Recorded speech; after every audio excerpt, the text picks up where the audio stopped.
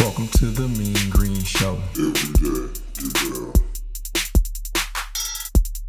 Welcome to the Mean Green Show. Every day, get stronger. What's up, guys? Welcome to the Mean Green Show. It's your boy Chris. It's your boy Jay. What's going on? We back in the building, bro. Yes, sir. All right, we still on the series. Is your scale broke? Yep. All right, we've had a lot of different dope episodes. I do want to give my wife Tina a shout out for coming out Hey, last bravo, week. Bravo, she killed that. I think a lot of people like her than they like me, so we might need to replace Chris. This week, what are we talking about, Jay? We're talking about how to date when it comes to work-life balance. I was kind of hoping you forgot. No, not at all. I think I mentioned it at the end of the last You did. one. You did. There we go. I think that my disclaimer to everybody that's on, I don't know how to date. So this may be not perfect. right. I know how to date, but I don't have it down. Yeah. I don't have it. I don't have the answers potentially, but I do want to share what I've done right, what I've done wrong, and I'm looking forward to hearing what Jared say from everything he does right, because he does no wrong, and and hopefully we grow together. Yeah. We definitely love feedback. This would have been a great Q&A podcast. Oh, amazing.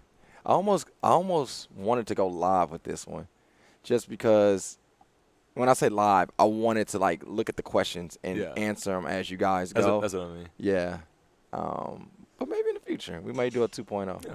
Maybe a 2.0. But right now, we're just going to focus on the questions we have between our brains. There we and go. we'll go from there. But we definitely will. You never know. We may have to make next episode based upon the comments. Yeah. We never know. We can guess what we're going to talk about, but we never exactly know.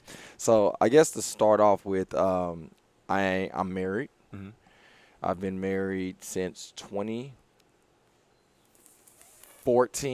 Okay. which means I'm going on, is that 8 years? 2014, yeah.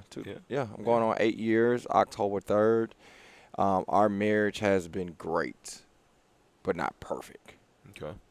Our marriage has been great, but we've had challenges. Our marriage has been great, but we've had some struggles. Yeah. Our marriage has been unbelievably amazing, but we're looking for space. We have space where we definitely can grow. I got you. I met Tina at a wedding. Her best friend, my best friend, got married. Okay. And me being Chris, I mean, it's kind of hard, you know, right?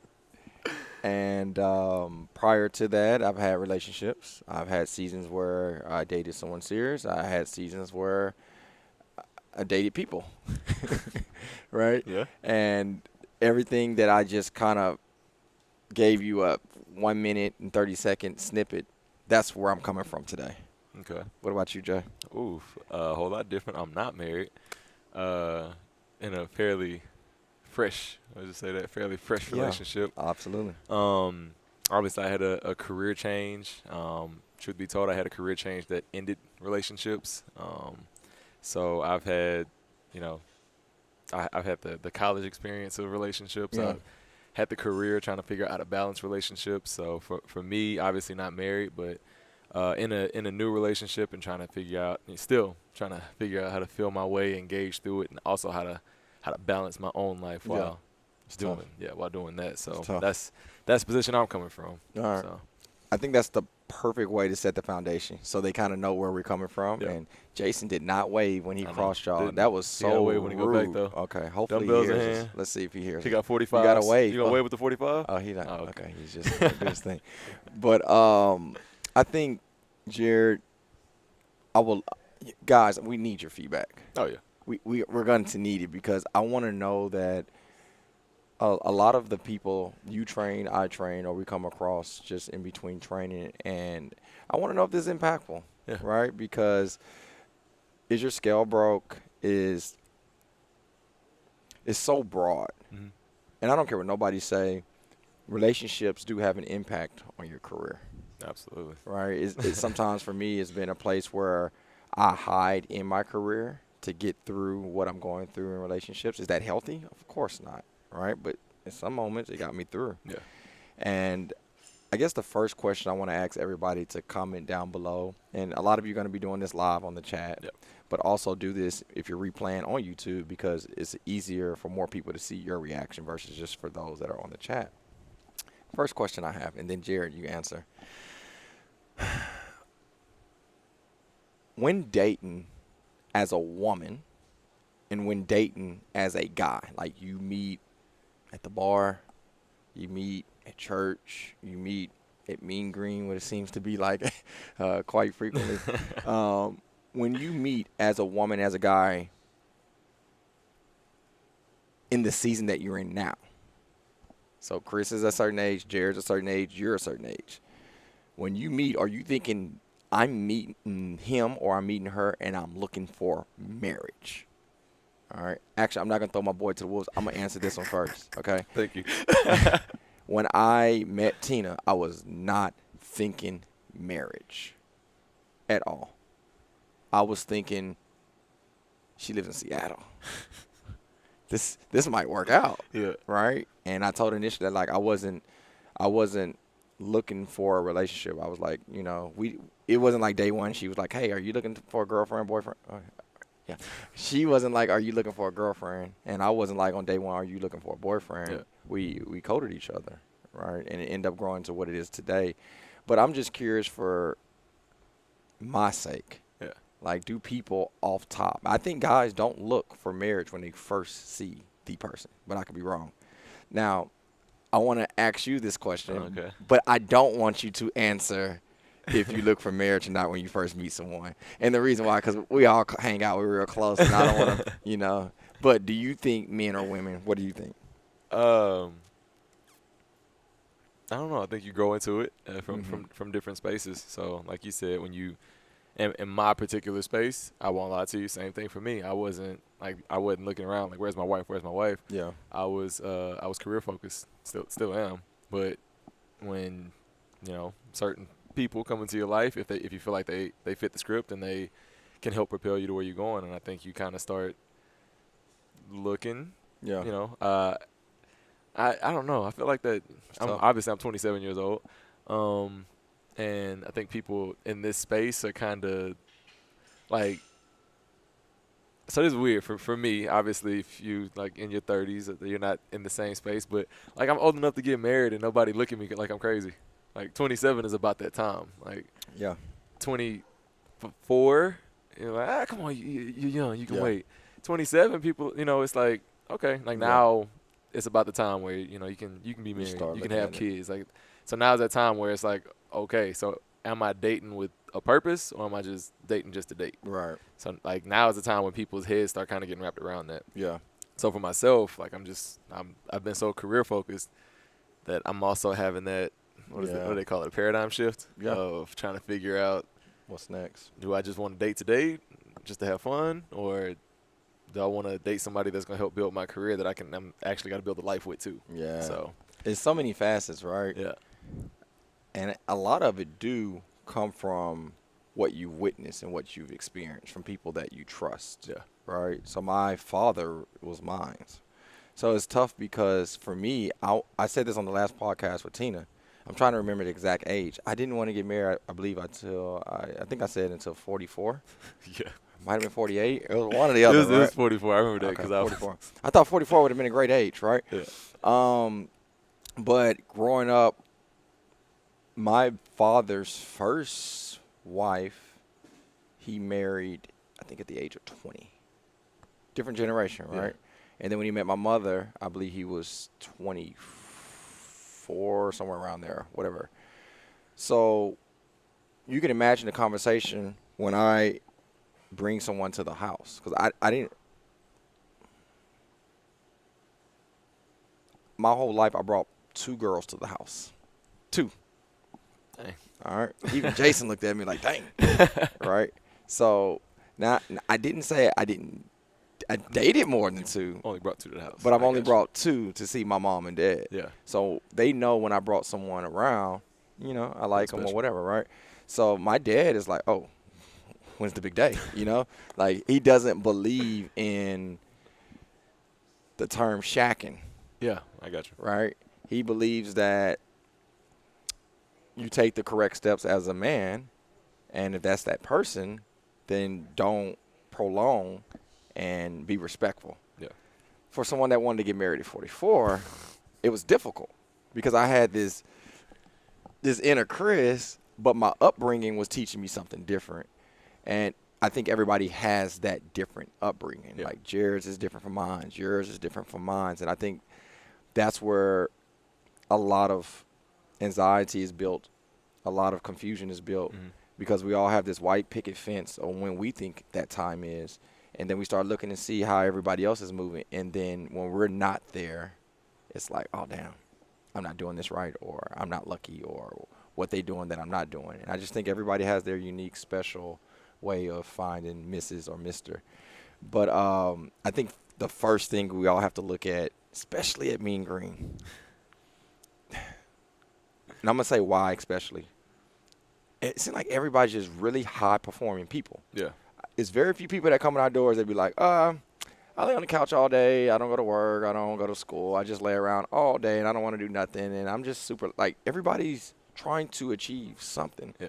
So it's hard to be lazy at one thing and then be lazy at finding a relationship. Yeah. So if they're high-performing people at work, high-performing people in their workouts, they're going to be high-performing in their search. Exactly. And sometimes it's just difficult. With all that being said, Jared, what do you think when it comes to your surroundings, upbringing, and who influenced you? Does that have any attachments to how you perceive what relationship you're looking for at that time? I definitely think so. So I actually had a question, and you asked a question that kind of went into it. So mine, I'm going to answer your question while also flipping that into a question for you. Gotcha. So for me, my upbringing was completely different. Obviously, you had two parents in a household. You saw how a relationship operated. Yeah. How a man should be in a relationship, all that good stuff. Like, you kind of made your own decisions, but at the end of the day, you had that foundation of what you knew it should work, how it should work. For me, I grew up with a single mom. Dad wasn't around, so I never really knew what a functional relationship looked like as far as husband-wife. Yeah. So kind of being out in the world, I don't know. Yeah. I'm just trying stuff. Yeah. I don't know what it looks like for real. I'm trying stuff. As I told you guys before, like, I took psychology as a minor in college, so I learned a lot about how the brain works. Being a religious man, I know biblically how a man's supposed to treat a woman, how he is in the family as far as family roles are concerned. And I just know how to be a good person. So I kind of take that into my relationships. But as far as like what I'm looking for, I don't really know. Right. So the reason I said I have the way I want to phrase this back into a question is for somebody like me. I just kind of explained to you my story. When it comes to work-life balance, I think it'd be really easy for me to get into the dating scene and throw my balance off because I don't know what the hell I'm doing. So what advice would you give somebody that was in my position as a married man? You want advice from me? Advice. Golly. Advice. As we go into that question, the reason why I'm bringing this in, because we're definitely going to tackle our opinion on work-life balance and is your scale broke and how to date with all of that. But it makes no sense for us to jump into that, Jared, without these foundations, because a lot of you are women. Yeah. I want you guys to see the perspective from someone that's been married 8 years to someone that's a decade younger than me that's dating. So this is not the right way. We just want you to have perspective, because you may be saying, golly, when I date a guy, maybe he's Chris-like and he has the background of seeing that, or maybe Jared-like. So, again, we're doing this for you guys to get perspective. So to go to your question, right, make sure I remember it correctly. From a married perspective, from my journey. From married man's perspective, giving advice to honestly just younger people in the relationship scene, not even necessarily just men. Like, both ways. If you don't, you kind of have an idea of what the scene looks like, what advice would you give to somebody trying to step into it? Yeah. So to me, it's interesting now to see how people meet and how people date, because when I met Tina over almost 13, 14, 15 years ago, that's when social media was kind of picking up, right? It was kind of like, it was right after being on Facebook, you had to be in college and you had to go through your college email to get on Facebook. A lot of you probably have no idea what I'm talking about. But now it's so easy to kind of date people and not give them your cell phone, but kind of give them your social media handle so you can communicate that way because you don't know if they crazy or not. So you kind of give them just a social media handle. So I think now, outside looking in, if I was in the single man's shoe and giving women advice, people are definitely going to wear their makeup up front. Yeah. You're definitely going to see if they like you. Typically, if they don't like you, they show you exactly who they are. Yeah. But when they like you, you want to give your best impression. Like the girl going to sleep without the what's the bag thing on The bonnet. Yeah, you ain't going to sleep with no bonnet. You hear, but when you get married, it's bonnet every night. It changes. And it's not that you're right or wrong. It's just you like a person so much, you want to give them the best perspective of you because you're courting. You want to gain their attention. You want all what they can potentially give you at that moment. So I think outside looking in, just know that you're going to get people's best. Mm-hmm. And at the end of the day, you should be, to me, when I dated Tina, I can't say y'all, I love the fact that Tina, every time I picked her up from the airport, she had her hair down. I love the fact that every single time we went out, I could tell she bought that outfit prior to coming into town. I love the fact that she thought everything through when she did move to Houston, where she was going to stay, where our journey was going to, more so be around each other because of the location she chose. So I dig that, but I knew that wasn't going to always be that way. I got you. It went from, that route going this way, I can stop by the gym and then experience the rest of the day with him, versus now, hey, Chris, we're going to move to the burbs because, So those things take place. But I think when you do date, I think, number one, just know people do wear makeup, and that doesn't make them a bad person. It's your job to ask the right question. But don't be too weird. And I'm going to just be real. Yeah. If Tina would have asked me on the very first time we went out, like, hey, what's your 5-year plan? Are you dating me to marry me? I'm going to be like, whoa. Exactly. Whoa. There's timing on those questions. Yeah, like, hold on. Like, don't ask me how much money I got on the first day. Yeah. Like, enjoy this meal at Chili's, right?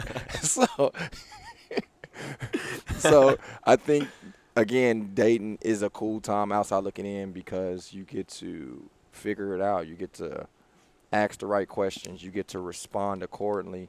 But at the same time, I know it's tough because I was able to find my rib in my late 20s, early 30s.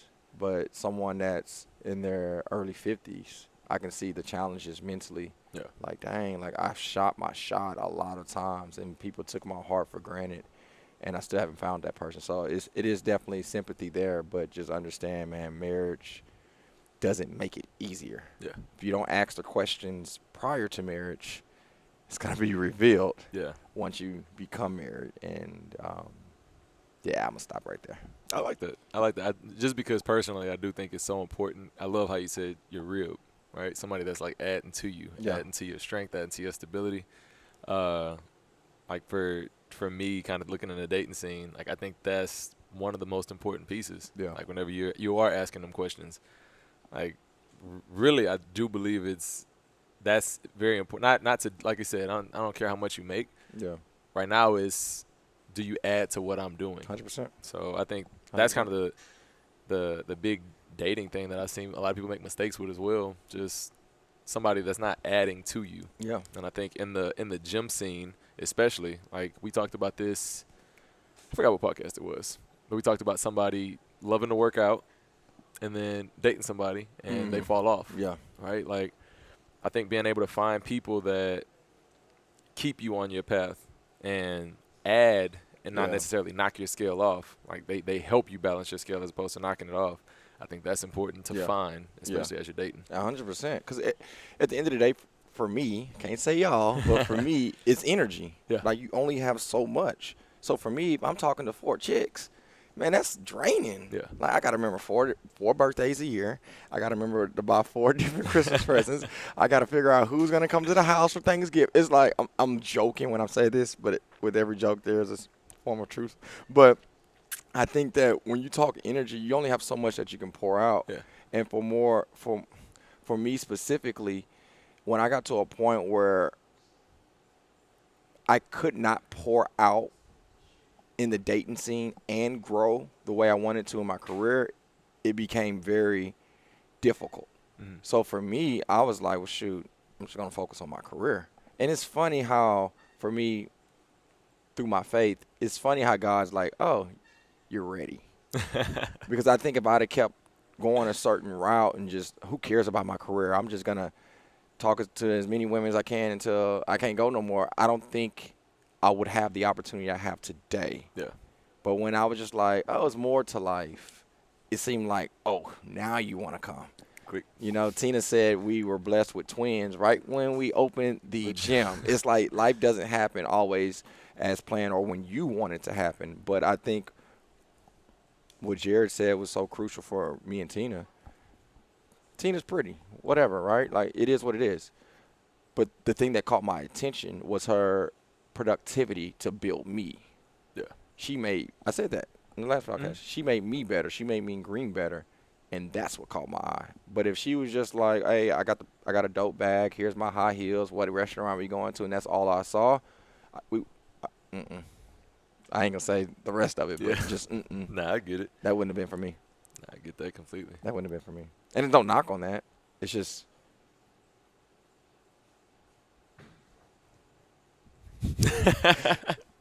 there's no knock on that. And I'm hesitating and laughing because I don't want to offend anybody that I've ever dated. Yeah. And if you are listening,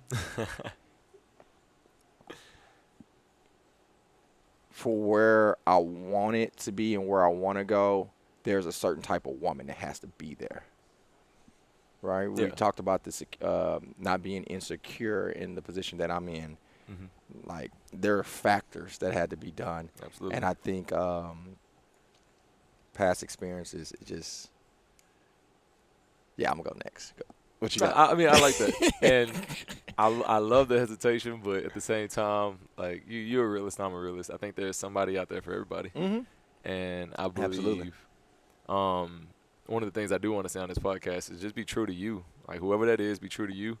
I think especially on the dating scene, man, I've just seen people that are so quick to change up to try to appease somebody else, but, man, you leave yourself miserable. Yeah. Like, just be true to you. So, like, if you are a person that loves purses and high-heel red-bottom shoes and the most expensive lip, like, that's cool. Be true to you. Yeah. Somebody is going to love that. But, like, I guess my thing is don't be defeated if you do meet somebody like myself that's not into that, right? Like, that's not my thing. I'm not the kind of person that's about to just blow money on all of that stuff and be happy in life. That's just not – that's not what I like. Yeah. But I know there are guys out there that will. Absolutely. I mean, you think of people that – I guess they call them trophy wives. Yeah. Like, some people want to be trophy wives.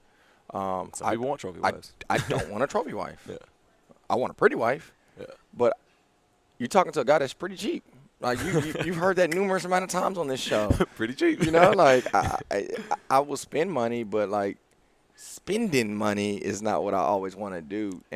But it's sometimes, like, I have homeboys that love doing that. Yeah. You know, I got a homeboy that played pro ball, and that's what he liked doing. He liked going to different countries, and which I would love to travel, but he liked to spoil his wife with a lot of different materialistic items. And po Tina, she's just not going to get those items. But I believe Tina know who she got in the package that she opened. And I think that's the importance of dating. The way that I spend, she knew that. Mm-hmm. And the way that I dress, she knew that. The career that I have, she knew that. But the only reason why she knew that, Jared, is because she invested time to figure me out, but she also asked the right questions. And I think with the right timing, you know, I think that's a great way to do it. Ooh, this one. Gotta get, I know, right? I feel like I'm sweating. It's because you're trying to make sure you say the right things. You know what? Going forward, I don't care. I'm saying what I want to say. Here we go. Deal? Deal. Deal. I'm cool with that. All right, I'm saying it, y'all. So, all right, next question. I want somebody to come, or majority. Yeah. This one's for my ladies. All right. I have 3 sisters. I have a lot of aunts. I have a niece. I train a lot of women. I've been able to train a lot of women. So I get to hear the heart sometimes. And asking a guy, what do you think women want when they date initially, like first day? Initially. Up off top, like Man. I see Jared. I think his hair looks amazing. Look at those fabuletic shorts. He has those thighs out. It is this season. I'm trying to be funny, but if you were to, we're playing around. Yeah. I'm not saying you're doing it tomorrow. Yeah. All right, you got that, sis. I'm saying that if you were to meet somebody, what is the initial thought you think they think? A woman. Mm-hmm. Man, can I just anyway? I'm being real going forward. Just FYI. So I'll be just. I feel like different age groups think different things. So I think That's true. a woman at my age, damn, man, I don't know. So many different dudes out there. Y'all see, I'm confused. I don't know. Yeah. But if I had to initially say something, I think they're looking for, and I it's only because I hear this so much. I think they're looking for somebody that's driven. Mm-hmm. They're looking for somebody that is confident. Mm-hmm. And I think they're looking for somebody that is giving them some kind of positive energy. Mm. So if I had to put like the three main things down, that's what I would say. I like that. I ain't nothing about a physical attraction, all of that stuff, because I do believe there's somebody for everybody. Hell, and some people aren't even looking for the most confident of dudes. That's real. But I do strongly believe they're looking for somebody that is going somewhere, that's ambitious. At my age, at 23, you probably don't care. At 22, you probably don't care. But like 25, 26, 27 up, like you don't want somebody that's just sitting on the couch that you got to take care of. So I do believe they're looking for somebody ambitious and somebody that is giving some kind of smile, pick me up. You're not walking around looking for somebody not happy. That's interesting. And the reason why I say this is because, ladies, do y'all agree? I would love to see that. Come on. I'll be coming with y'all. So let me see. And the reason why I ask that is because I want to be really raw with what I'm about to say. Cool. Everything he just said, guys, is kind of the opposite. Or at least Chris, right? Like, we like, oh, she fine. Oh, when we hanging out, oh, Yeah. I have Netflix. Like, it's two different scenarios. So, like, the reason why I'm saying that because I love my ladies. Yeah. And I want you to understand that it doesn't make Chris a bad man or Jared a bad man if those are our initial thoughts. That's the beauty of dating. Mm-hmm. That's the beauty of having standards. That's the beauty of verbally communicating the way that you really feel, because Tina was able to do that. Yeah. You know, it was some things that I might have tried to push the envelope on. She wasn't having it. She wasn't having. And it gave me perspective, like, oh, and it caught my attention. Yeah. And then I just don't want women to think that it has to be the perfect mindset where they both think, oh, we both are ambitious. Check mark. Oh, we both like flying kites on Saturdays. Check mark. Like, it's okay to be different, Yeah. but just know majority, can't say majority, man. If you're dating a guy like Chris, he's probably thinking, ooh, she fine. Ooh, when we hanging out, I have Netflix. That's just being real. But it doesn't make me a bad guy, because as you can see, it's not the end result. I struggle on that word, results. There we go. End result. It's just more so. It's a natural guy, though. Yeah. Because, again, I've never met a woman said, I'm looking to marry somebody today. Ooh, there she go. Hey, what's your name? What's your number? Like, we don't walk around like that. Yeah. And I think that's sometimes the aggravating thing, because a lot of women do. And I think especially the more mature you are in age, the more you feel like your clock is ticking. Yeah. Now let me ask you this, because I do like how that's your initial thought, right? Where does the aha, where does that moment come in, as far as when you? I'm going back to you and Tina here, because obviously, the initial thought is, you're pretty. Let's hang out. Mm-hmm. I have Netflix. I do. We can repeat that. So, where does that kind of go on the back burner, and you gain more interest. Like, let's talk a little bit more. I think for me, when I saw a woman, that wasn't dictated based upon what I wanted, it was based upon what she felt needed to be done. Like Tina, I could have said, man, I love basketball. I love watching the Rockets play, and women can be like, "Oh, I love the basketball. I love basketball. I love that tall Spud Webb." Doesn't make sense, right? She really didn't like basketball. For those that don't know Spud Webb, he was 5'7", Yeah. right? But the woman can be all in just because she think that you like it so much that she's gonna like it. Tina's different. She's like, "Oh, you like basketball? Oh, well, I like football." Right? It was her. Yeah. It wasn't the expectation what she thought I wanted her, right? One of the most attractive things for me with Tina, we went to watch Marvin Sapp. Yeah, Marvin Sapp, a gospel singer, at a baseball game. And after, I thought it was the most beautiful thing, still to this day. You know, when you meet someone, whether you're spiritually or not, it's really uncomfortable. Yeah. Right? Because sometimes you can date someone that's Hindu and you're Baptist, whatever. Like, so with Tina and I, we never had really a conversation based upon our spiritual expectation. But she knew I was a PK. So when we went to this concert, I'm actually a worshiper. I love to worship. He came on stage and he was doing his thing, and I began to worship and do my thing. And then I remember, like, what is she doing? Like, I was like, dang, she's probably looking at me. Yeah. And I looked over, and she was worshiping. She didn't care about me. At that moment, it was like, no, I'm here to worship. And because of that, that was something that I never saw. And I attractive because deep down inside, even though I wanted to get married at 44, Jared, even though I wanted to get married at 44, that was deep in my heart the thing I wanted. Yeah. I wanted someone that spiritually wanted to grow. I wanted someone, the second thing was that will be a great mother. Long hair, don't care, that's cool. Yeah. But those two components were big for me. So when I saw that in Tina, it made me go, And then I didn't want to lose. Yeah. So the reality is I'm very competitive. I said I was going to be real. I knew I wasn't the only guy in Tina's inbox. Just to be real. Straight up. Tina goes to the store. I'm not the only guy she's going to see. Yeah. So for me, it became a clock like, I know she don't want to date for the next 14 years. So I got to make sure that I take care of home because I don't want to lose home. So that became competitive. I can't lose that. And I think with the combination of her making me better and some other things, I think that's what pushed that to 8 years with 2 boys. I think that's dope, man. I think that's dope. It's man, that's another talk. We ain't gonna talk about that. Okay. Well, I'm going to pivot for you and ask you a question.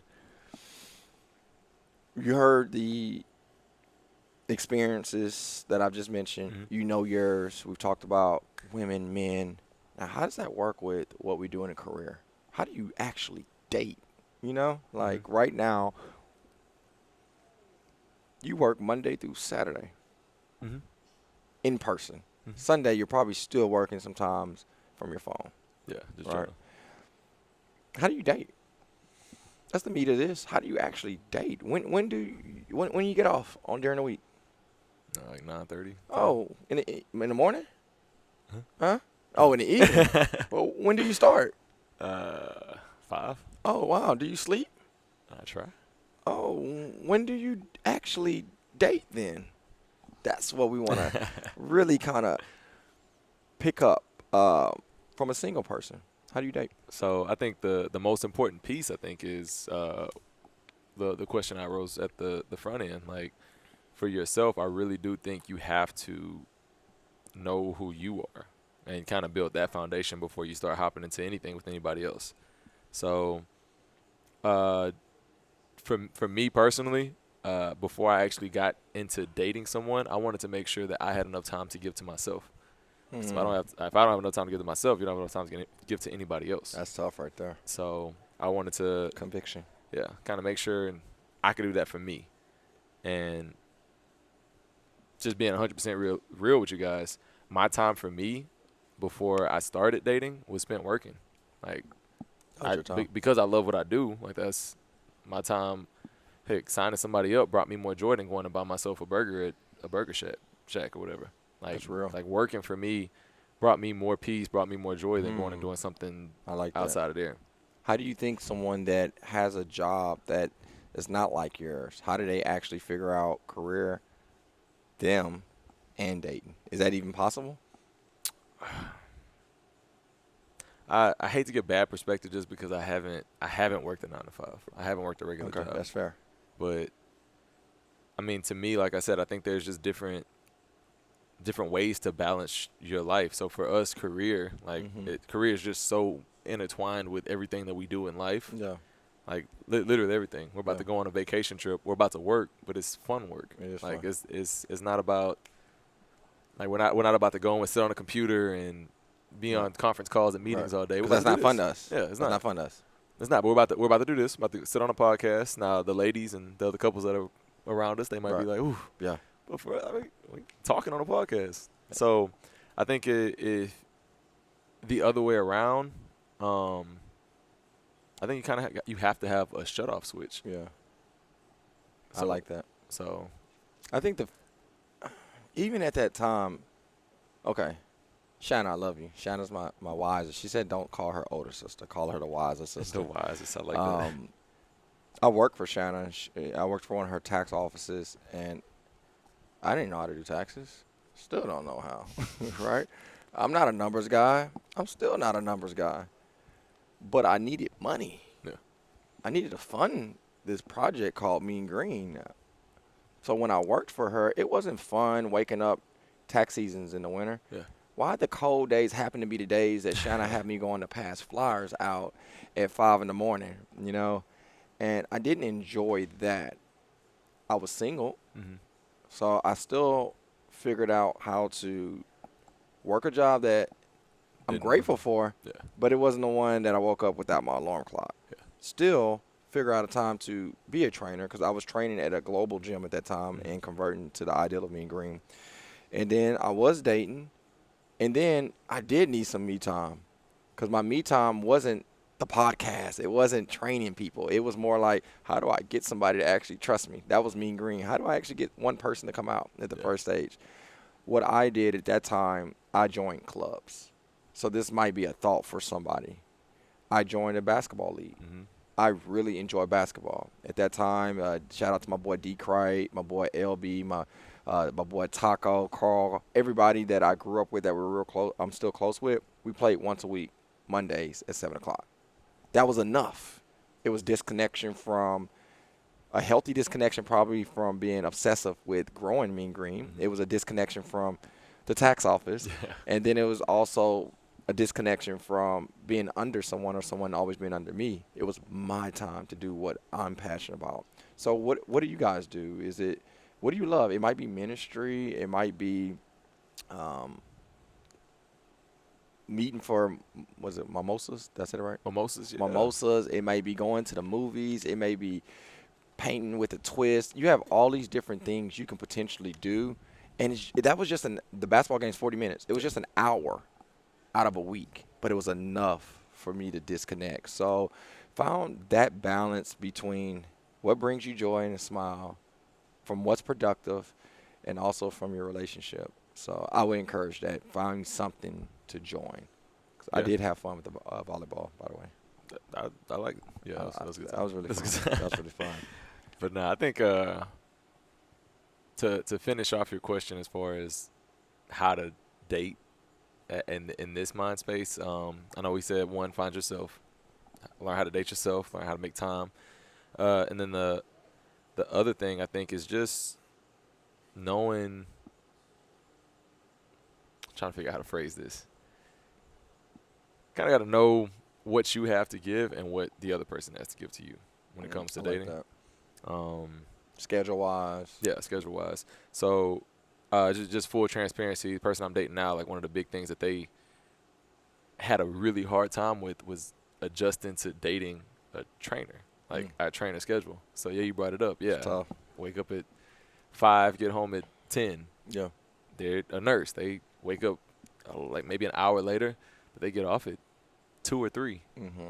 So from 3 to 10, when they worked a full day, I'm still gone. Yeah. Like that was tough. That's tough. It's tough. Like they full day, 3 o'clock. Let's go have dinner somewhere. Like, Yeah.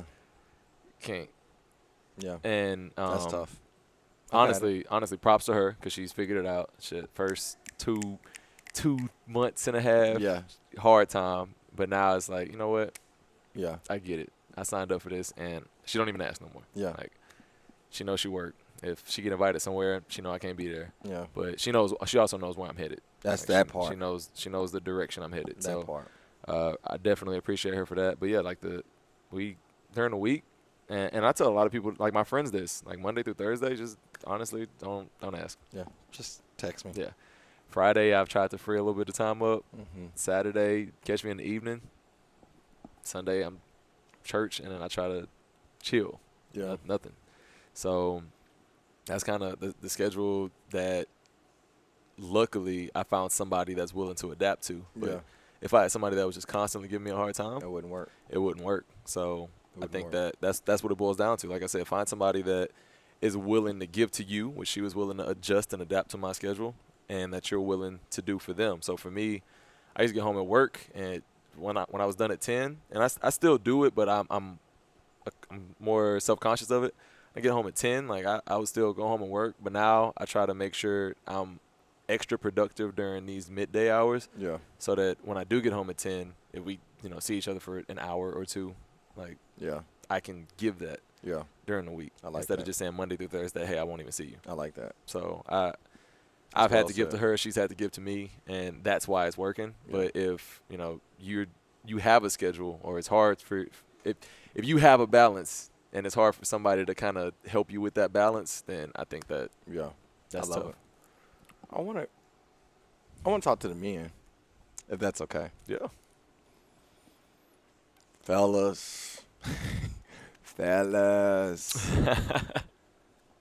There is a word he said that's really important, is sacrifice. Whether you're corporate or whether you're an entrepreneur, there is a sense of sacrifice that has to be placed. And it's not just more hours, it's the type of hour. Yeah. Right? So this can be as a father or as a husband. I can have an hour with Tina when I'm on my phone and I'm talking about Mean Green, and I'm taking a phone call, and then I'm checking my email, I'm looking at my notifications on IG and TikTok and everything else. And then the hour is up, and I'm like, all right, Tina, gotta go. That wasn't an hour. You worked. Yep. Right?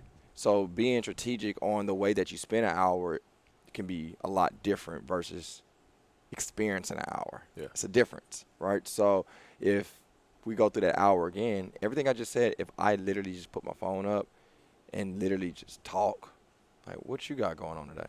It can't be, well, let me tell you about the squat that Jason did today. No, you can't talk about that right then. Mm-hmm. Talk about her day.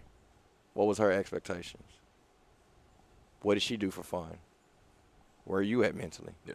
What did the kids do? Like, you talk to her about that. Take her out to eat. If you can make that hour so impactful, it won't linger for the rest of the week. Yeah. And I think, now obviously I'm talking to men, but that can be for women as well, is make that hour, if that's the only hour you have that week or the only couple hours you do have, like, make it so impactful that it doesn't feel like you're not balanced. And I think the more strategic we get in dating and doing that, I think it gets easier, and I think it gets better that way. So, Can I ask you a question to feed off that? absolutely. And you tell me if I'm wrong. So, Mike, from that perspective, I like that because from my perspective, I'm not married, Mm-hmm. but I feel like in order to get there, there's certain things you have to do. How important do you think it is as a man Mm-hmm. to? I like this J. Cole song. It's called "Pride Is the Devil." Right? Absolutely. Pride isn't no.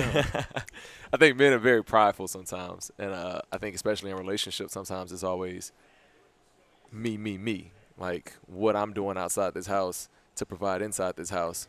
You need to take care of me. Me. Mm-hmm. What all about me? How important do you think it is? And my perspective on what you just said is, I feel like you are fueling your significant other when you give that hour. Like when you put that phone down, when you stop worrying about all of that stuff, and you just fuel, you pour into them. Because at the end of the day, if they are holding the house down, they need fuel to do that. Absolutely. So I feel like I personally think that is a way of fueling them to fuel you. Like if they're holding the household down, like that, you have to fuel them to hold that household down. Like that. What do you think about that? It's a lot. It's a lot that can unfold. The way I'm going to answer it, NASM, right? It's a very popular, well-known recognition for certification in the fitness industry. When you said that, I thought of that because I'm a very confident trainer. I believe I'm really good at what I do. Yeah. But I failed that test 3 times. I failed that test 3 times. I didn't know that, Chris. I failed that test 3 times, right?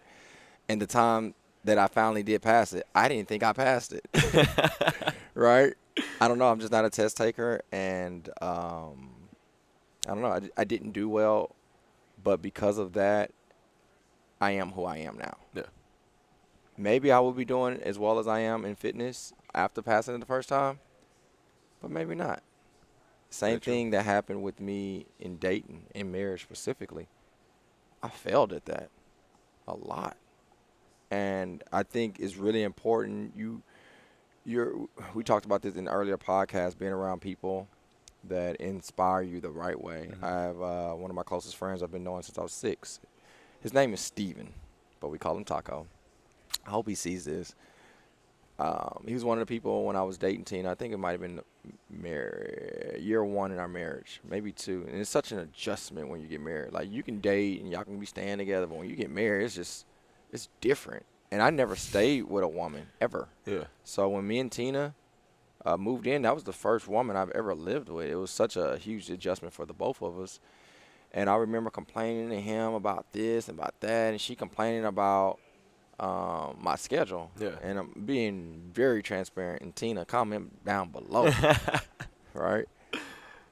Tina met me as the man that trained all day, every day. That she knew who Mean Green was. Like, she was all in. She inspired. She was, Yeah. And then we got married. Like, we got in a bad argument because she was like, well, you get home late. What the hell? You hold on. We've been dating 2, 3, 4 years. Yeah. And now year 1 or 2 in our marriage, you want me to all of a sudden get home at 3 o'clock. And it was an adjustment. Yeah. Right? And I hit Taco up and told him. And I'm thinking he about to be like, yeah, bro, she tripping. She can't change once you get married. How's she going to do you like that? He said the realest thing to me, bro. He said, Chris, how many times, where did she work? I was like, I think I named the company, but I wasn't confident. Yeah. What does she do every day? What does her job look like? It's like, she's an engineer, Yeah. right? She does engineer things. She's an Excel sheet. Yeah. And then she was like, well, I'm going to ask her what you do and ask her your schedule and see what you do on a daily basis. When's your next event? And how's that going to get done? Is she going to be there? How many events you attended at her job? And shut me up. Yeah. He said this. She's more invested in your career than you are even thinking about her career. She doesn't expect you to fuel her for her career. She loves you so much. She's so invested to fuel you for your career. And all she's asking is for some time. Yeah. And you can't provide it. It was such a gut check. I was like, dang, you're right. Now, my hours didn't change, but I communicated that. Yeah. I was, Tina, I know you see the vision and you're so fueled in me becoming this for us. Yeah. And because I told her that, it was like, oh, thank you. So it wasn't the hour that needed to be created. Hey. It was more the communication. So I think for us specifically, again, it's no right or wrong. Yeah. But for us, I think Tina just wanted me to communicate that with her. Like, yeah, you stayed up to get the Beast Mode games done. Yeah, you had to pick the kids up and do this. Yeah, you did this. Yeah, you did this. So my hours didn't change. It was just more communicating you were there. That's real. And I think that really helped us because she did change her answer. That was a hell of a good check. Yeah, Taco, man. Taco. I thought he was going to have my back, bro. I thought he did have your back. he did have my back. He did. He was a friend Yeah. because sometimes people give you what you want because what you give them. I don't give him anything. Yeah. So it was nothing for him to earn. Yeah. He loved me enough to say, hey, bro, like, you out of line. And I love you for that, bro. So I think it's really important to have people around you that will tell you the color's blue if the color's blue. I think they really should. What we say, pride is the devil. Pride's the devil, man. That's kind of what it is. I actually just heard a podcast about, and I only listened to the first little part of it, but it was like men dating versus women dating and what they're looking for. So a lady was on there talking about, I forgot exactly what she said, but the guy rebutted saying that when men date, we don't date women looking for stature and career goals and all of that kind of stuff. We don't date based on economic levels. Women do because they want to date up. You don't see a lot of women date down. They want to date up. And as men, we're caretakers, right? We date. We're not looking for somebody that can take care of us. We're looking for somebody that adds to us, our rib, that we can take care of, that we see will add to what we're trying to do. So I think that just kind of plays into it. So I think a lot of men have a hard time, like, catering to a woman's career, but women, like, naturally, that's kind of what you want to do. So I think that's really hard to do. So bravo and props to you for even recognizing that it was a problem or getting told that it was a problem. But yeah. It's cool to see it after it's done, to be real. But when you're in the middle of the storm, it's hard. Yeah. Because I can tell you Taco told me that, but I didn't hang up the phone and call Tina. Guess who I was pissed off at? Taco. I'm your boy. Like, I've been there for you. Why would you tell me that? Yeah. It took me, I don't even remember the exact time, but it wasn't like, okay, let me hang up and call Tina. Tina, guess what? No, it took probably maybe a couple weeks. And I think with relationships especially, we look at it like everything should be the popcorn, but, man, relationships sometimes take a process, right? Like, you hear something, how to get better. Think about it. Going back to grade school, right? Have you ever asked someone to be your girlfriend? Yeah. Did you think that thought and then ask them, or did you think about it for days or weeks or months to finally write that note, yes or no? You thought about it for a while. But when you're in the middle of a relationship, I'm a fast talker. When I get to talking, I process really fast. Yeah. But guess who's different from me? Tina. Yeah. She hears it. She has to process it. And then the next 48 hours, she'll give you a response. But I want it right then and there. And that's not how it goes in life. Like, especially in relationships, like you're probably, it's a great chance you're going to marry somebody that's different from you. Absolutely. Right. Opposites So, attract. yeah, it's really difficult to expect that. So I think for me, when I heard that from Taco, it took me a couple weeks. And then I finally, like, built up enough courage to say, you know what, going back to your pride, I'm wrong. Yeah.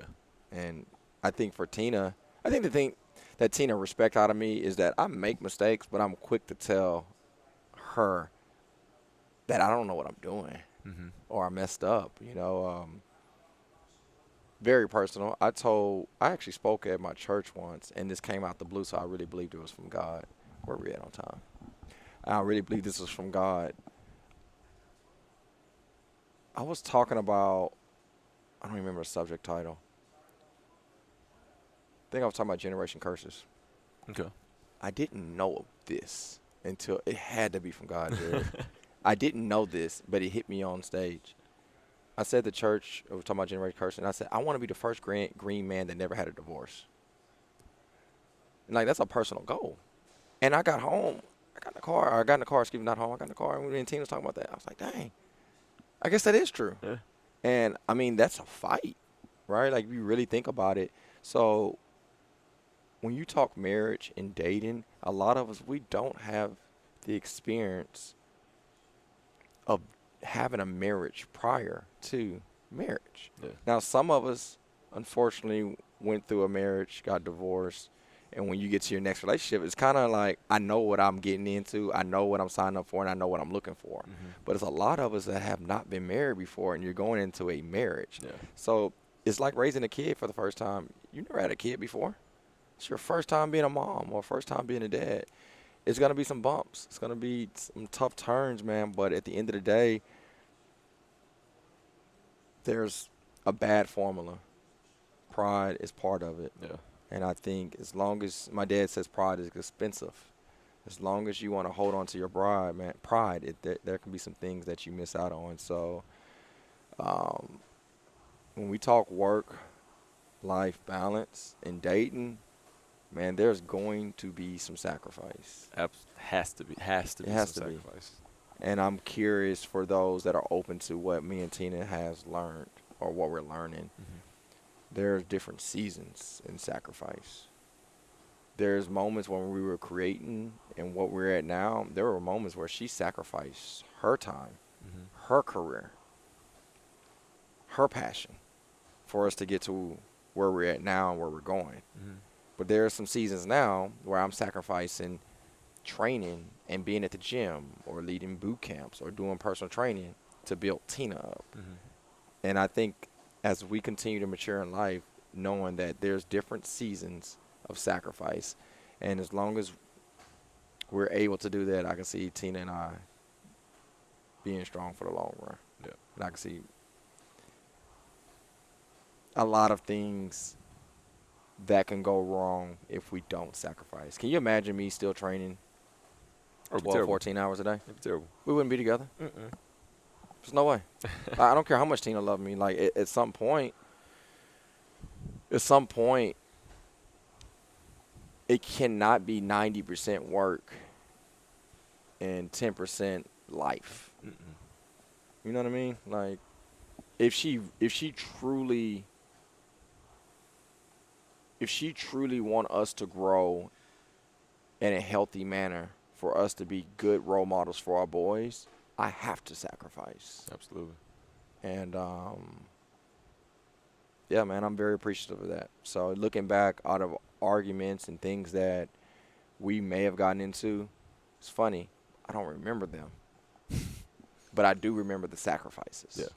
I remember the sacrifices Tina has taken and probably will take. I remember the times that I have. Like, all those little fights, like, they come and go. Mm-hmm. So as you're choosing your work-life balance, I think the biggest thing is knowing that, man, there are going to be seasons of sacrifice. I say the other thing with sacrifice, because you have to make them. I think sometimes it's good to have your tacos.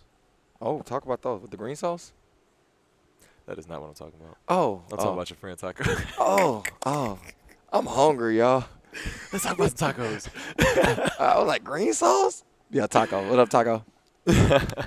I'm just saying, it's good to have them in your corner, but also be wary for every taco you have, you're going to have 2 to 3 people that aren't on that same wavelength. So it's kind of, I think in relationships, it's good to have a private relationship, private life when it comes to that kind of stuff, because I do think that when you are sacrificing, sometimes your closest people, heck, even people in your family will try to tell you you're doing too much. That person's not doing enough for you to be able to do that. Like, you have them bad chirps in your ear that really make it hard for you in a relationship. So what is this about? What? Man, I don't want to dive into that. Just to be real, I don't want to dive into that. Y'all see I'm doing that rock. Only thing I will say about that is I agree with you 100%.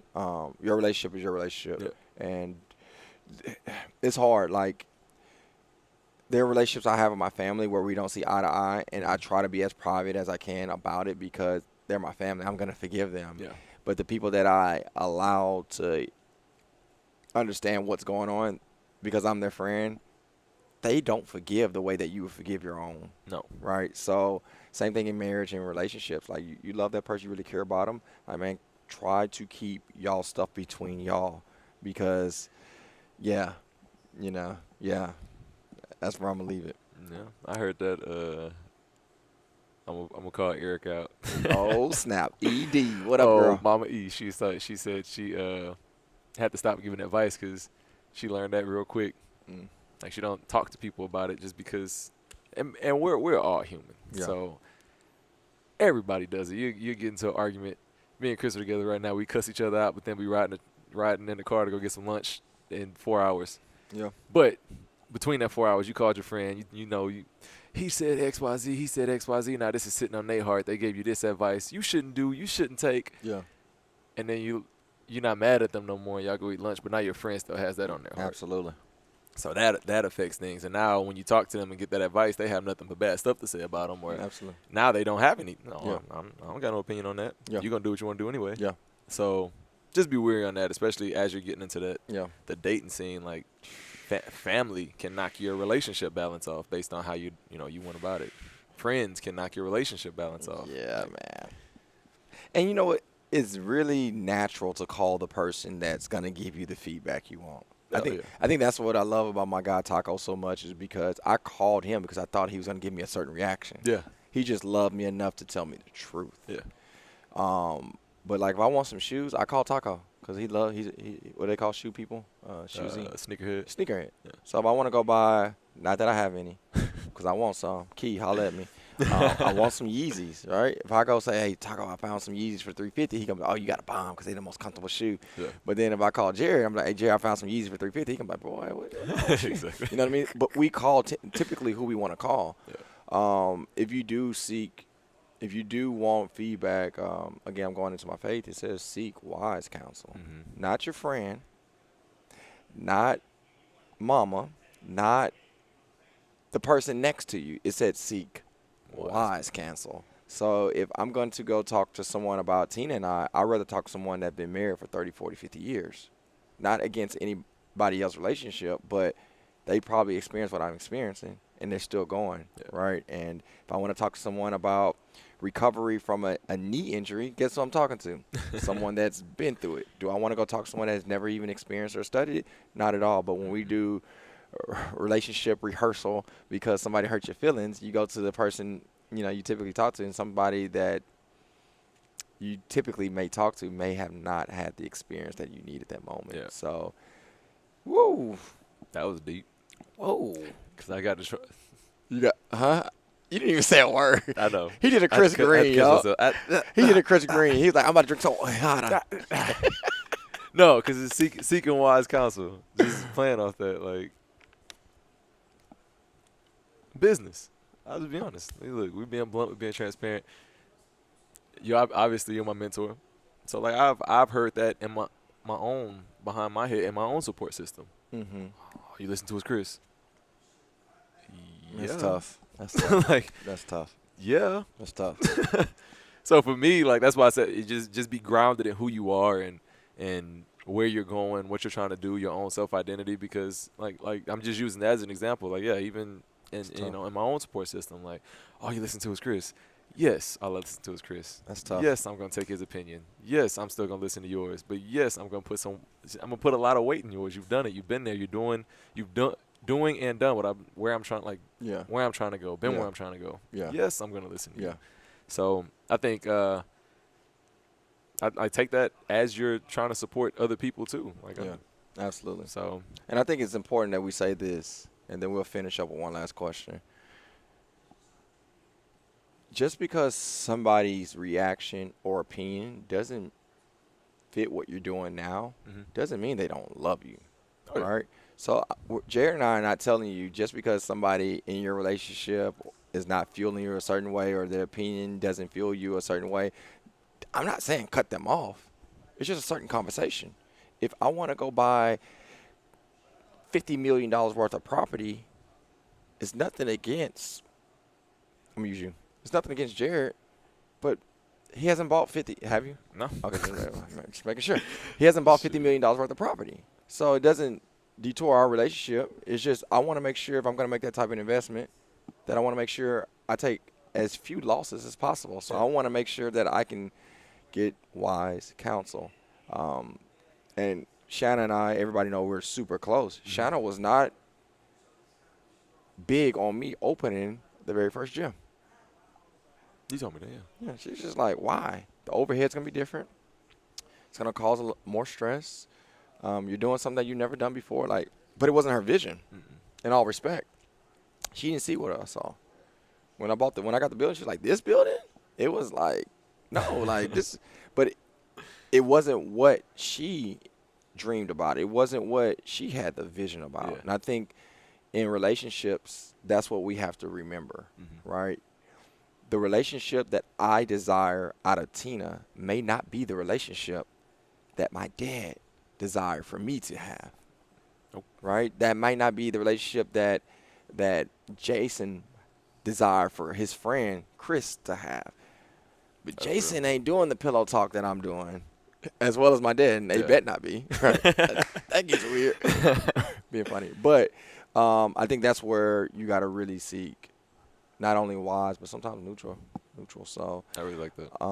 you know, I think the biggest thing for me when we talk about choosing relationships and trying to distinguish percentages on effort, where you put this and that, I hope y'all understand that we don't have the answers. We're just using this platform to open up to potentially give you perspective for you to make the better decision. The last question I want to ask you, Jay, and then we'll close up. What do you think –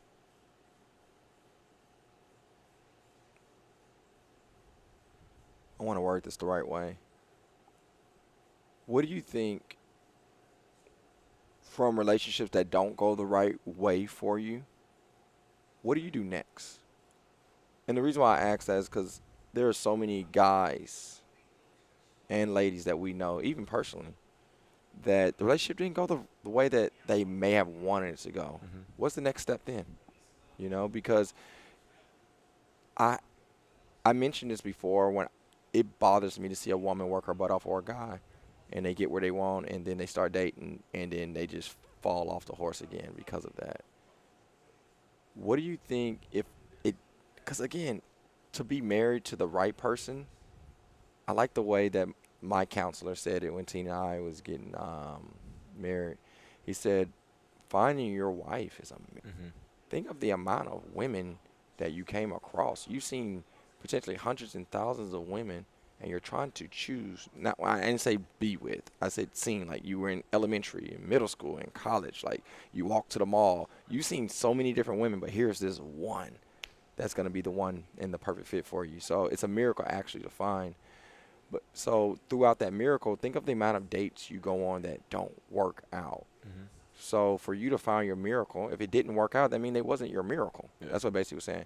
If I dated in 2017 and it didn't work out, well, that wasn't the miracle. Yeah. Keep searching for the miracle. So what happens when they're not the miracle? What do you do, if there is even an answer?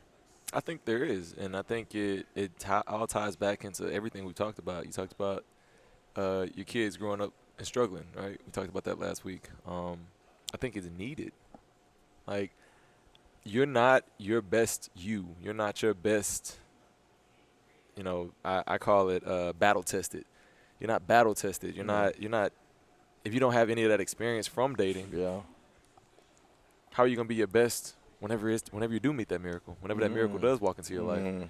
So for me, I think people have a really hard time accepting, I'm not going to call it defeat, but failure. I like that. It was a failed relationship, and that's perfectly fine, but you didn't lose, right? Absolutely. You as long as you learn from it, you gain from it. So I love my mom to death, and I love that she instilled this in me. Anything that I ever do is I always look at myself. So my mom was always everybody in class, me, if I came home, everybody in class was throwing straws. Why did you throw a straw? Right. Oh, because everybody was, I don't care about what everybody did. Why did you do it? throw a straw? So that's kind of the way that I was raised. Like that's always my mindset now. Yeah. So in relationships, other person could have done me horribly. Yeah. But what could I have done differently? I like that. And anytime, obviously, I've been in failed relationships, I always look back at it. Like, yeah, they did X, Y, Z, which cool. Yeah. I'm not a victim though. Yeah. What could I have done differently? How could I have made that relationship work? And I try to use that and carry it to my next relationship. Yeah. So I say all of that to say, build yourself. That's what it boils down to. So obviously you're gonna hit them failed relationships. One, don't see it as a loss. Like, use it. If you can use it, Yeah. man, you're going to make it that much better for your next relationship. Absolutely. And even if that one fails, use it. I strongly believe God puts everybody in your life for a reason. Yeah. So if they were in your life, they were in there for a reason. Yeah. Whether that was pain, trauma, Yeah. I feel like God put them in. He was testing you, Yeah. right? They were in your life for a reason.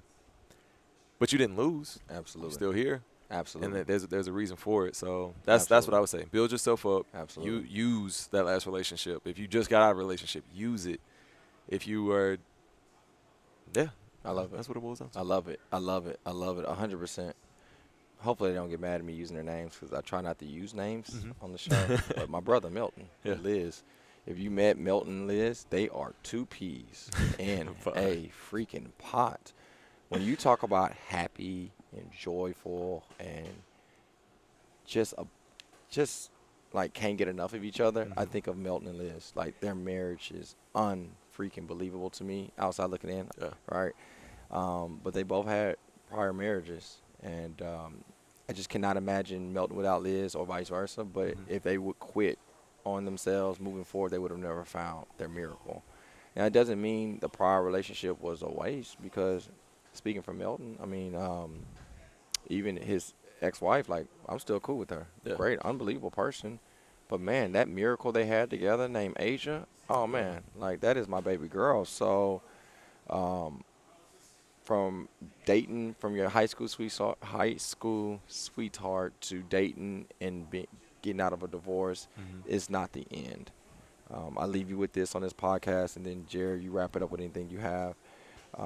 Pick 3 to 5 core values and don't change them. You know, my core values, just freestyling for you guys, was my faith, freedom, abundance.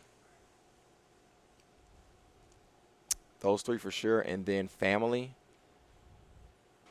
and grace, like forgiving people. Those 5 things are like core values dating that I was not going to compromise, period. If somebody told me, if I was dating Tina, even if she didn't believe in my faith, I could be more open-minded to it as long as she didn't tell me I couldn't be in my faith, right? That would have been a deal breaker. Yeah. If Tina would have told me, hey, if Tina made me feel like I didn't have freedom, remember, that's why I started Mean Green. It wasn't for money. It's because I wanted freedom. If she wanted to change that, deal breaker. Family. If she was like, oh, you cannot be around your family, I do not like them greens, deal breaker. So, again, have some core values. And I think when you do that, it teaches you how to date, if we tie this in to what our series is. Yeah. You got anything? I love that. I was actually going to say that. Be true to yourself and find your core values. I think that's very important. The second thing, we have a lot of strong-minded women in this gym, and I absolutely love my ladies. Love it. I wouldn't change that at all.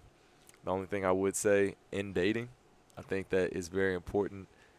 I strongly believe this is a man's thing. I think men need to show a willingness to sacrifice for a lady.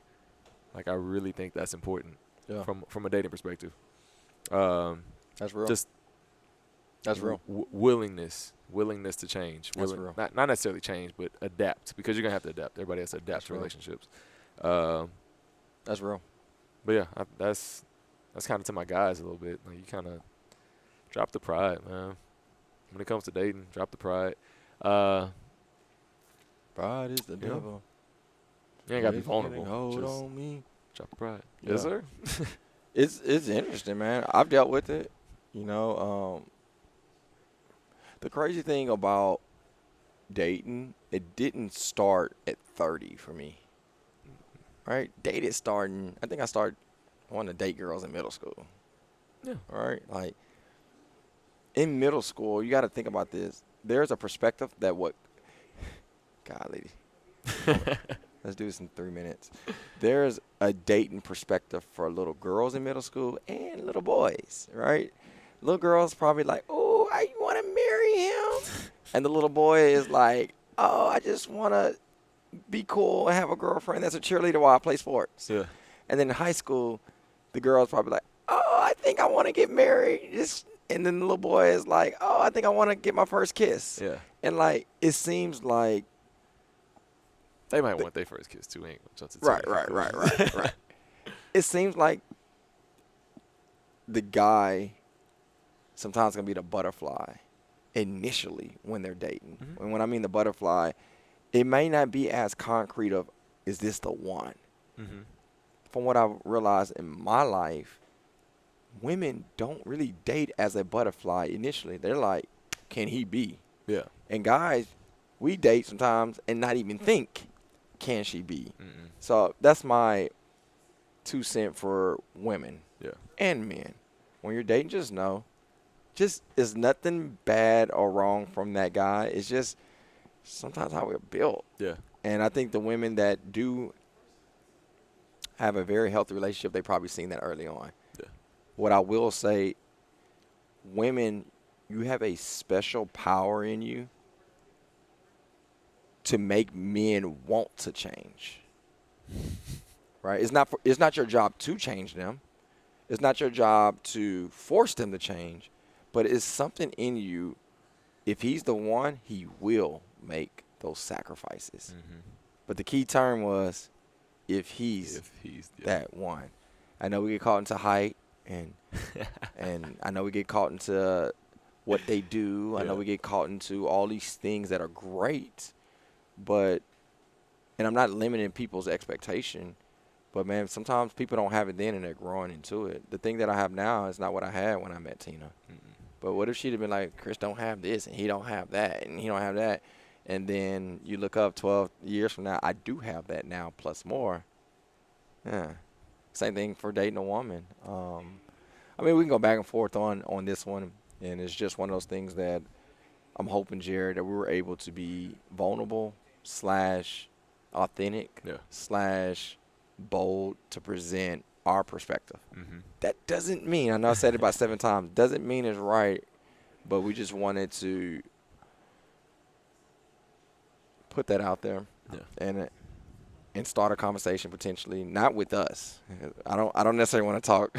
I'm not a relationship coach. Not at all. I'm not Steve Harvey. I'm not hating on the fellas and trying to get closer with the ladies. Yeah. But I do want, or I hope that you have that conversation with yourself. Yeah. You know, like, interesting what Jared said about pride as a guy, right? Like, man, maybe I am being prideful. Or interesting what Chris said about initially dating a guy. Like, just have those thoughts with yourself. But at the end of the day, I think sacrifice and communication is everything when you're trying to figure out work-life balance and how to freaking date. Oh, yeah. That's all I got, bro.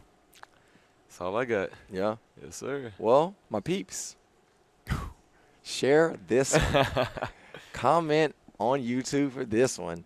We probably hit all the comments at this point. Yeah, you know, I actually, I'm going to go through the comments and comment. Like, I always read them, and then if I know them personally, I'll go in and say something to them. I actually get more people that DM me on Instagram From the snippets? from the snippets than commenting like, oh, watch this and this part in front. I'm like, oh, comment that on YouTube. Yeah. But I'm curious to see the feedback on this one because it's funny because, to be real, the more this podcast grow, the more you get people that do like some of the things, but then you get some people that be like, I don't like that. Yeah. And that's okay because we're not here to be perfect. We're just giving you a opinion. Yep. But, yeah, bro, that's all I have. Are we talking about next week now, or do we just what do you think? We just want to surprise them? Yeah, we just, Viva la. because I just now remembered the topic, if we're going to still go that route. Yeah. Okay, cool. Well, water's done. Conversation's done, guys, girls. I hope you enjoyed it. Please, if you're listening, 5-star. Give us a review on Spotify, Apple, Google. If you're on YouTube, make sure you subscribe. We have this coming out every single Tuesday. And we love you guys. Jared, you finish it and we're out. See y'all next week. Perfect. Y'all take care.